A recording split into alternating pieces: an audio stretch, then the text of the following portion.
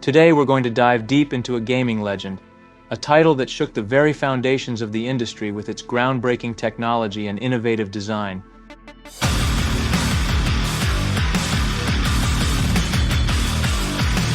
Yes, we're talking about the one and only Quake.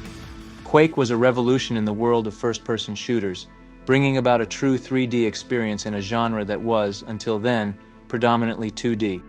But what really set Quake apart was its technical development. The game introduced Binary Space Partitioning, or BSP maps. BSP was a revolutionary technique that made rendering complex 3D environments far more efficient. Instead of wasting computational power trying to render every single polygon in the scene, BSP allowed the game to determine what was visible and needed rendering and what didn't. This process was like a smart librarian who could instantly point you towards the book you need, amidst thousands of others. It fundamentally changed the way games were made, contributing to Quake's smooth, immersive gameplay. And the ripple effects of this innovation were monumental, influencing countless games in the years to follow. But now, let's delve into the real meat of this video. Quake didn't just pioneer environmental rendering, it revolutionized character animation as well. They used a method that, let's just say, turned its animators' lives into a living, breathing embodiment of Quake's in-game hell. The method was Vertex animation. In a time when skeletal animation was a mere glint in a game developer's eye, the team at ID Software had to animate each character by hand, vertex by painstaking vertex. Imagine shaping a figure out of clay, molding each tiny piece to perfection, only to smash it down and start over again for each new frame of animation. Each animation state, or keyframe, was manually created by an artist who moved the vertices of the 3D model into different positions. Then during the game, the engine would tween or interpolate between these keyframes to create the appearance of continuous movement. But tweens were linear. Real-life movement often accelerates or decelerates smoothly, not in a linear fashion.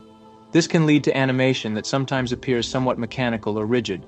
While this method of animation was simple and relatively easy to implement, it had additional drawbacks.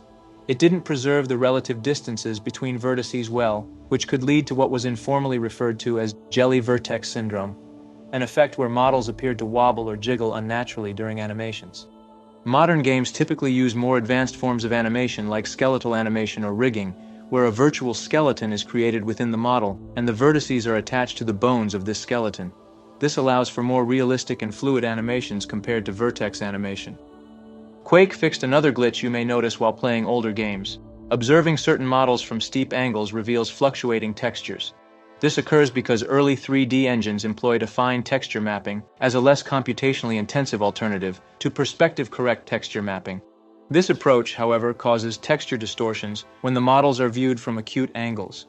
To simplify, a fine texture mapping pins the texture to the vertices of a polygon and adjusts its scale and rotation but does not account for perspective distortion. Consequently, while a fine texture mapping is computationally less demanding and faster, it lacks the accuracy of perspective-correct texture mapping. In perspective-correct texture mapping, the divide operation is performed per pixel to account for depth and perspective, which makes the textures look correct from all angles, but is more computationally expensive. Yet, despite all these painstaking efforts, or maybe because of them, Quake was a monumental success. It pushed the limits of what was thought to be possible in game development, forever changing the industry.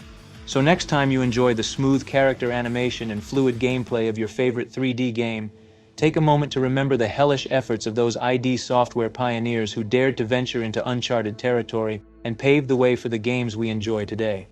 This has been a journey into the making of Quake, a true gaming legend.